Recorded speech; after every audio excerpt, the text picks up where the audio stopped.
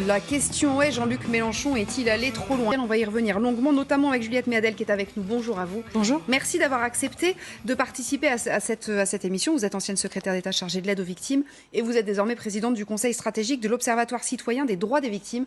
Vous avez réagi sur les réseaux sociaux à ces propos de Jean-Luc Mélenchon que l'on va détailler dans une seconde. Interrogé hier, Jean-Luc Mélenchon livre son sentiment sur la campagne présidentielle. Vous verrez que dans la dernière semaine de la campagne présidentielle, nous aurons un grave incident. Alors ça a été, ou un meurtre, ça a été Mera en 2012, ça a été l'attentat la dernière semaine sur les Champs-Élysées. Vous vous rappelez de tout ça? C'était la dernière semaine. Avant, on avait eu Papivoise, dont plus personne n'a jamais entendu parler après. Donc, tout ça, c'est écrit d'avance. Bon, Juliette Méadel, complotiste ou pas complotiste, Jean-Luc Mélenchon, on a l'habitude qu'il crée des polémiques, Est-ce qu'il va trop loin? Il va trop loin, mais moi, ce que je voudrais pas, c'est critiquer l'homme, parce que c'est un grand républicain, parce que c'est l'un des candidats à l'élection présidentielle les plus cultivés, les plus aguerris, les plus connaisseurs de la chose publique.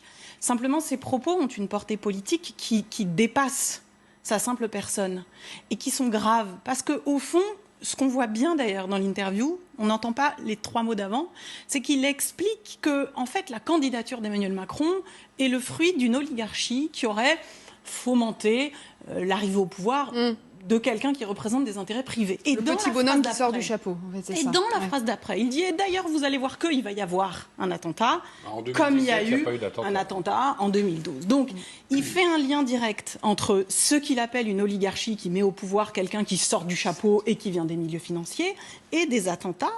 Donc, le trait d'union entre ces deux moments de l'interview, c'est les attentats n'ont pas été commis par des islamistes radicalisés, ou par Daesh, ce n'était pas encore le cas au temps de Mera, mais ça allait le devenir, mais sont le fruit d'une espèce de complot qui viendrait d'on ne sait qui. Et ce qui est grave, c'est que d'abord, c'est du révisionnisme. Parce que, enfin, tout le monde sait très bien d'où viennent les attentats. Ça fait quand même, la France est victime des attentats sur son sol depuis 2012.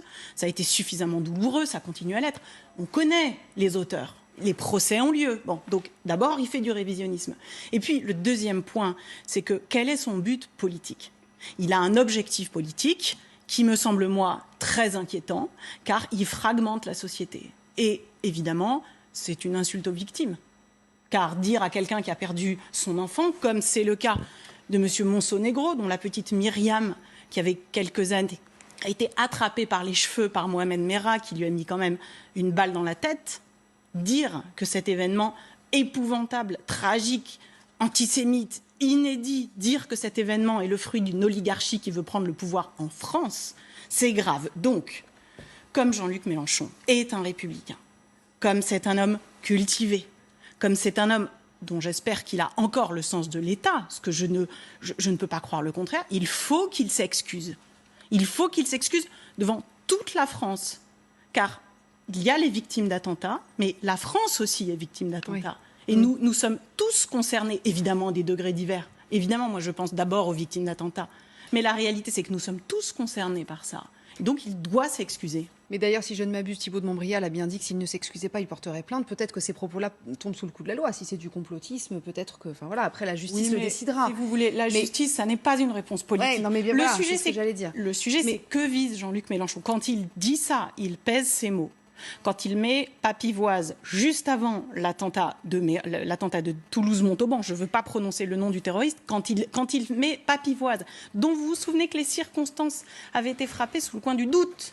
Parce que Papivoise, on a eu beaucoup de doutes sur la réalité des faits. Ouais. Et donc, ça veut dire qu'il y a un doute sur l'attentat. Mais donc quoi? Donc, pardon, qu'est-ce qu'il cherche? Je ne vous demande pas d'être dans sa tête. Qu'est-ce qu'il cherche, en fait, en faisant ça? Ce qu'il dit a un impact sur la réalité du terrorisme islamiste. Et donc, la lecture politique qu'il en fait risque de conduire tous ceux qui croient à la théorie du complot, et peut-être à ceux dont il estime qu'ils sont les premières victimes des attentats islamistes, à considérer que tout ça est une démonstration politique pour les écraser. Donc il est en train de glisser vers une forme de discours politique qui victimise ceux qu'il appelle comme étant lui-même, c'est ses mots, hein, c'est pas les miens, les musulmans. Moi, je ne connais qu'une communauté en France, c'est la communauté nationale. On ne distingue pas les citoyens selon leur religion.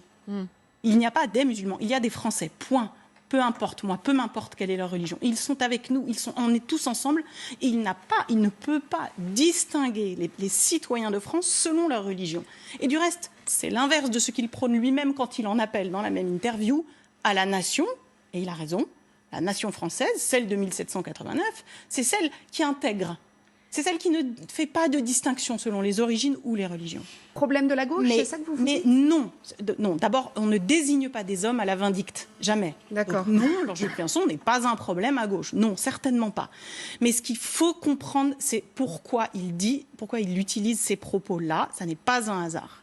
Et donc, ce qu'il faut comprendre, c'est que s'il utilise ces termes, c'est qu'il pense qu'ils ont un impact politique, peut-être sur un électorat qu'il fantasme. Mais ce qui est peut-être vrai. Eh bien, on ne sait pas. Eh bien, si c'est le cas, alors ça veut dire qu'il en appelle à la division des Français. Vous savez, le grand risque du terrorisme. Moi, je crois que le terrorisme a eu un impact sur notre pays bien plus important que ce qu'on ne le dit aujourd'hui. L'impact politique du terrorisme, c'est que les terroristes, ils cherchent une chose, c'est nous diviser. Oui, bien sûr. Et donc, que fait Jean-Luc Mélenchon là ? Il met un peu de sel, un peu de poivre et beaucoup de piment sur la question des identités multiples. Et il le fait car il a lui aussi un discours très ambigu sur ce que c'est que la nation et sur le communautarisme. Donc il joue sur les deux tableaux, et ce faisant, il favorise le rejet de la démocratie, le rejet du débat, le débat qu'il aime tant. Moi, j'ai eu un immense plaisir à l'écouter, même si je ne suis pas d'accord avec ce qu'il dit, j'ai eu un immense plaisir à l'écouter à ce débat, car il y a des choses intéressantes, il y a des choses utiles, et quand il a recours à ces arguments, il détruit toute la valeur, tout l'intérêt de la démocratie qui est menacée aujourd'hui.